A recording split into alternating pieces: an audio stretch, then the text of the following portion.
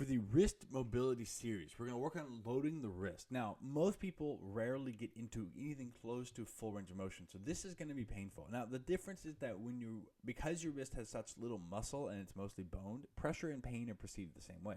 Now, I'm not saying you should try and hurt yourself, but I do want you to understand that there will be some pressure and pain and discomfort involved in this. So, first is the wrist extension. So, you're going to go 90 degrees. If it's too much to go with two hands, you can start with one hand, put a hand at the base of the other one to get that 90-degree angle, and just press down into it and try and breathe and allow space to come back into the joint.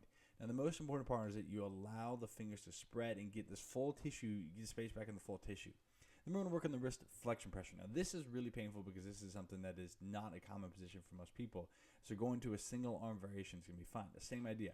Spread the fingers and let the tissue restore its length. Now, this will take a few seconds. There'll be a delayed response. You're pressing in, it's hurting. You have to flex the arm, flex the tricep so that the arms are straight the whole time, and just allow the wrist to kind of settle into these positions. If you breathe and relax, it will get better.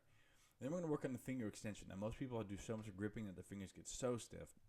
What I want you to focus on is putting the fingers into the ground, trying to get that 90-degree angle, and just shifting left and right, rotating them back and forth across the splay so you can get more space here. This is going to be really stiff, but if you do this consistently, it'll get better and better.